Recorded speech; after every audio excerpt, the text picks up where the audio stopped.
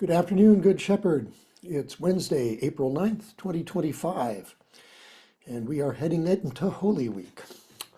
But first, this evening, we will conclude our Lenten series on Make Me an Instrument of Your Peace. We'll start at 6 o'clock with soup and then go into our discussion. We're done by around 8. This is the last one, and it will be creating sacred space for debate. And every discussion that we've had so far has been good. If you haven't made any of them, that's okay. Come on down tonight and figure out what you can do to help create sacred space for debate. This coming Sunday, then, of course, is Palm Sunday. And we will continue, we will have our regular schedule, 7:45 in the chapel and 10:30 in the sanctuary, but we've got the procession, blessing and procession of the palms. So at 7:45, we'll meet in the parish hall and do the blessing of the palms and then process into the chapel. And at 10:30, weather permitting, it might be cooler, but it won't, the report is not for rain. We'll meet out on the patio and then process around the church and into the sanctuary with all glory, laud, and honor. So that's the schedule for Sunday. Regular Faith Forum, our last one on Will You, our discussion on our baptismal covenant and how that relates to evangelism, that will happen at 9:15 in the chapel as normal. Then Sunday evening, excuse me, Sunday evening, starting at 5:30, we will have a movie night. Come ready to sing Hosanna, Hosanna, Zana, Zana, Ho, and see if you want to watch Jesus walk across the swimming pool along with Herod.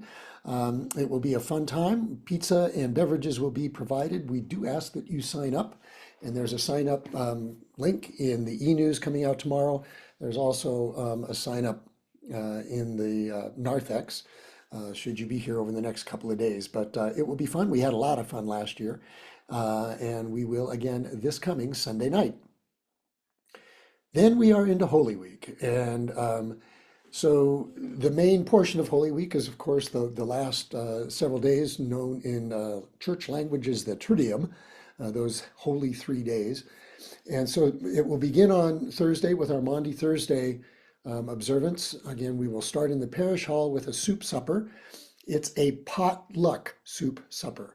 We're not asking for signups. We're just asking that you bring soup or salad or bread or some dessert.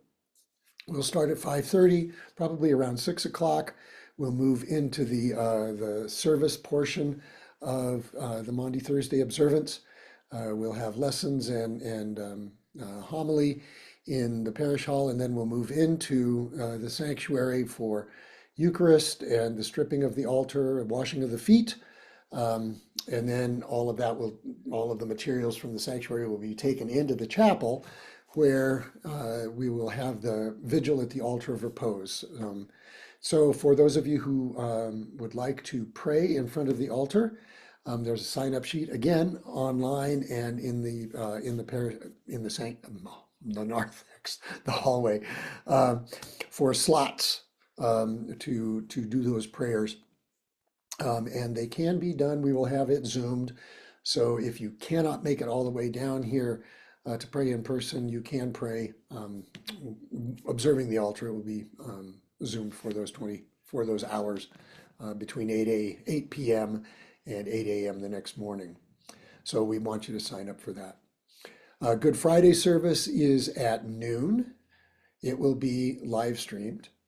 Then the next day, Holy Saturday, we will have the Easter Vigil with the lighting of the new fire out on the front porch, processing into the church for the vigil service itself.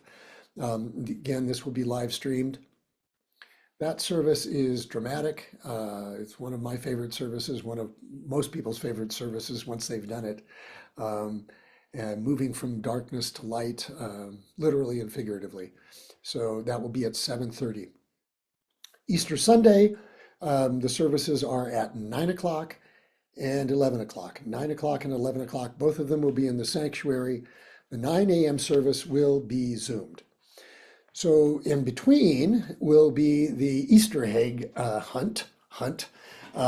Easter eggs, if you want to bring them and add them to the cache, there's a bin inside the door. We need to have those by this coming Saturday or by Palm Sunday. And then if you want to help lay the eggs, um, be in the church at 9 o'clock so you can hear the kids sing, and then head out and go to the patio door, and you can help Sue lay the eggs. And then immediately following that 9 o'clock service, the kids will make the mad dash to collect as many as they can. And then, of course, the regular 11 o'clock service Easter morning as well. So it's a very, very busy time coming up. Lots of services, lots of ways to be engaged. So I invite you to all of those or as many as you can attend.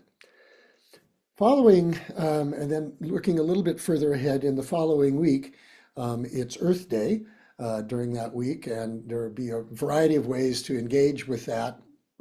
Most significantly, of course, or the first one that's sort of hands-on will be to participate in the South Platte River cleanup. You'll see information on that in the e-news coming out tomorrow. And that will be cleaning up around the South Platte, picking up trash and whatever they ask us to do. And we'll be meeting at the Centennial Park, which is on the west side of the Platte there in Littleton. And again, the details are in the e-news. And then the next day, the first Sunday after Easter, we will have our annual blood drive, the Vitalent Blood Drive. Information has been out and continues to go out. There's a sign up in the e-news. If you're here on Sunday, I think that there's a QR code on the posters. You can go to it that way, but we do want you to sign up and give the gift of life. So again, pay attention to what comes out tomorrow. All of the details are there, more than I have time to recount. Today in our church calendar, in the Episcopal Church calendar, is the feast day of Dietrich Bonhoeffer. Many of you will know who he was, a German Lutheran pastor who was imprisoned and then executed by the Nazis because he dared to stand up to them. And he talks a lot about discipleship and sort of the cost of being a disciple of Christ. And of course, he lived that out, executed in 1945, just before the war came to an end. And so I've had this little book, the Wisdom of Dietrich Bonhoeffer, around for a long time. And I thought on this day I would dive into it and find a Lenten quotation or a Lenten meditation that would be very appropriate for this time. And I did. And it's from a book that he wrote on discipleship, and this particular piece, following a slight quote from scripture, is his meditation on discipleship.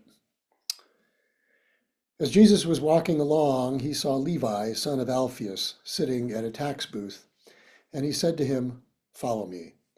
And he got up and followed him. The call goes out. The disciples' answer is not a spoken confession of faith in Jesus. It is, instead, the obedient deed. What is said about the content of discipleship? Follow me, walk behind me, that is all. Going after him is something without specific content.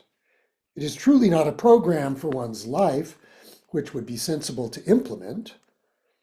It is neither a goal nor an ideal to be sought. It is not even a matter for which, according to human inclination, it would be worth investing anything at all, much less oneself. And what happens? Those called leave everything they have, not in order to do something valuable. Instead, they do it simply for the sake of the call itself, because otherwise they would not walk behind Jesus. The bridges are torn down and life goes on. One is called away and is supposed to step out of one's previous existence. One is supposed to exist in the strict sense of the word. Former things are left behind. They are completely given up. Blessings, my friends. I look forward to seeing you soon.